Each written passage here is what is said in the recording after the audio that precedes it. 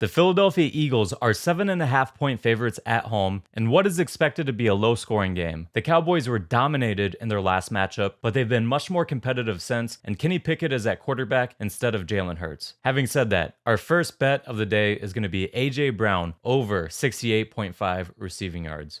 When we look at what happened in week 16 when Kenny Pickett took most of the snaps at quarterback, he targeted A.J. Brown a ton. In week 16, A.J. Brown had 15 targets, 8 receptions, and 97 receiving yards. On top of that, he had 3 defensive pass interference penalties that he drew, which accounted for another 68 yards for the offense. Obviously, that doesn't get tacked on to A.J. Brown's yardage totals, but that goes to show that there's even more upside for A.J. Brown here. He had a 41% target share per route run, which is pretty high. I mean, it's a very high target share, but it's not that uncommon in one game sample sizes. But it's great to see for our purposes that Kenny Pickett was willing to throw to A.J. Brown early and often. When we look at the schematic matchup going into this Cowboys game, it really sets up for an A.J. Brown type game. The Cowboys run a lot of cover 1 and cover 3, and A.J. Brown is averaging a 34% target share per route run against those coverages. Against all other coverages, A.J. Brown is averaging a 19% target share per route run. Now, the Cowboys will run cover 2 and quarters coverages as a change up to their cover 1 and cover 3 looks. But I do anticipate that the Cowboys are going to use a higher rate of single high coverages in the effort to get an extra body into the box to help slow down Saquon Barkley and this rushing attack. As a result of the Cowboys' scheme and also who they've been trotting out at corner for much of the year, the Cowboys are second highest in the NFL in percentage of targets that go to players that are aligned out wide, as opposed to players aligned in the slot, in line, or at running back. A.J. Brown aligns wide on 82% of his passing snaps, which ranks 10th in the NFL among wide receivers with a minimum of 30 targets. So this does set up pretty well for an A.J. Brown type game. It also aligns well with where Kenny Pickett likes to throw. When we look at Kenny Pickett's pass location chart, compared to some of the other players on this list, he definitely targets outside much more than he targets in the middle of the field. I've put his numbers compared to Jalen Hurts this year and also last year because we talked about it was a big talking point last year of how Jalen Hurts wasn't targeting the middle of the field. Well, Kenny Pickett is much more aligned to the 2023 version of Jalen Hurts versus the 2024 version. I've thrown up Kenny Pickett's pass location in 2023 because of the fact that he had more of a sample size to go off of. His numbers are even more extreme this year, but is, again, a very limited sample size. I've thrown in Jared Goff to see what comparison is to other quarterbacks. Now, Jared Goff is closer to the extremes.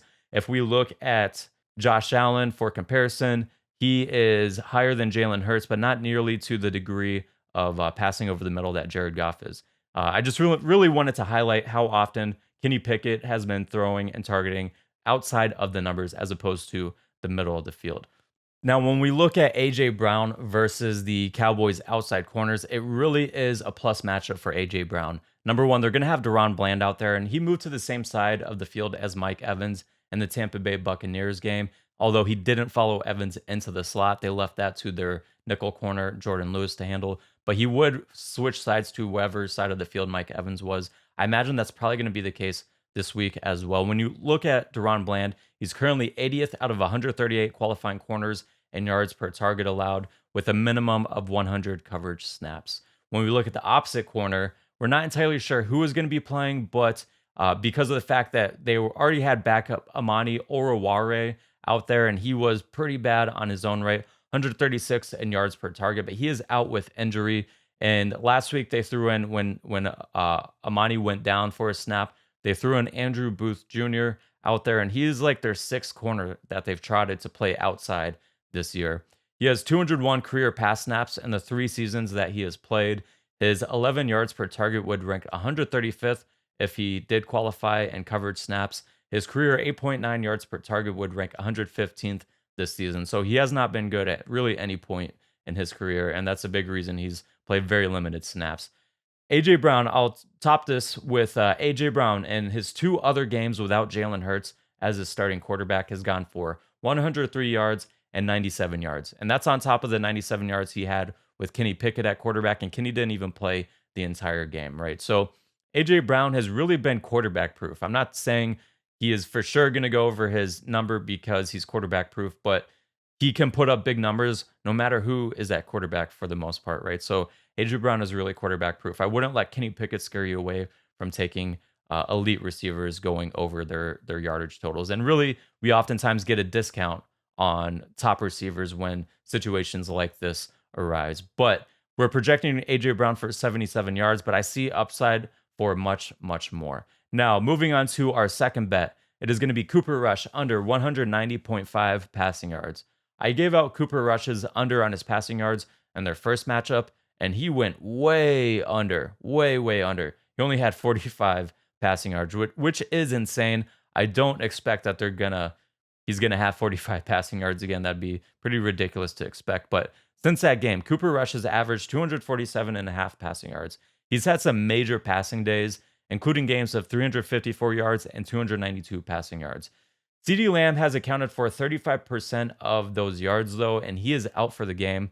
And when we look at the numbers on a yards per target basis, Lamb averaged 7.9 yards per target.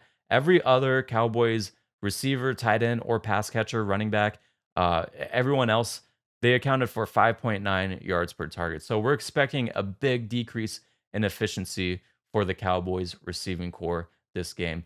In addition to that, CeeDee Lamb drew much of the attention of the defense and would open up easier opportunities for the other players. He's no longer on the field. There's no one that's going to be drawing that attention away from the other players. So we do project this to be a lower passing day for Cooper Rush and this Cowboys offense. Since the Week 5 bye, 4 quarterbacks have gone over 191 passing yards. Those quarterbacks are Jaden Daniels, Matthew Stafford, Lamar Jackson, and Joe Burrow. Two quarterbacks have hit 191 yards on the dot. Jaden Daniels was one of those quarterbacks in their first matchup. Bryce Young was the other quarterback. And 5 other quarterbacks have gone under since Week 5. So this is setting up for a game where it's probably going to be a little tight. You're probably going to be sweating this one out. But I do project Cooper Rush to go under 190.5 passing yards. And if you shop this number around, the numbers are kind of wildly fluctuating. There's some places that have it at 199 and a half passing yards. I would definitely go under on that number. But it is going to be a tight one, but I do see Cooper Rush going under in this game. Now, looking at our last best bet of the day, we are going to be going with Zack Bonney over 8.5 total tackles. This is a bit of a switch up. I haven't given out too many defensive numbers on this segment so far this year, but when we look at Zack Bonney had 8 tackles in their previous matchup, and the last snap that he played was with 12 minutes and 50 seconds left in the fourth quarter. So he had 8 tackles and didn't even play the full game snaps. But Bond, when we look at Bond, he is making a tackle on roughly 24% of his run snaps and roughly 11% of his pass snaps. That's a very high number. I think he has the most solo tackles in the NFL this season so far. And I would expect, though, that we're going to see an increased share in his tackles on pass snaps for a very specific reason. Cooper Rush and where he likes to target on the field, 70% of his passes come within 10 yards of the line of scrimmage. They run a lot of quick game with Cooper Rush, a lot of slants, a lot of spacing concepts, a lot of quick pass concepts, but a lot of manufactured touches on screen passes, on jet sweeps, things like that to try and get the ball out of his hands quickly, right? So because of that, you see a lot of his passes go underneath. That sets up for a game where Zack Bonney is going to be more likely to be in play to make tackles, as opposed to quarterbacks like Jalen Hurts and the Kenny Pickett's of the world, who tend to target more down the field and outside of the numbers, right? And when we take this a step further, 43% of Cooper Rush's passes are coming within 10 yards of the line of scrimmage, but between the numbers as well. For reference, Jalen Hurts is at 30% this season. Josh Allen is at 33% this season. So we do see an opportunity for increased tackle rate for Zack Bonney in the passing game. Now, I don't expect a blowout like Week 10. I know the Eagles are heavily favored, but with Kenny Pickett at quarterback, I don't know if we're necessarily going to see the Eagles run out to such a big lead that they can pull their starters midway through or at the beginning of the fourth quarter like we saw last week. So we should see a full game of defensive snaps from Bond. And to add to that, Bond is averaging 9.7 tackles per game. So I see Zack Bond going over his tackles total in this game. Now, that would be it for today's bets. I do have a couple other notes I want to mention. I do see a lot of value on Devontae Smith over his receiving yardage total as well. I do project for Saquon Barkley to hit over his rushing yard total and his rushing attempts total that you see out there, but I think his rushing yard total is at like 111.5 right now. It's just gonna be hard for me to ever give that number out. It's crazy high. It's crazy how high his totals are being set. But those are just a couple of other numbers I wanted to mention.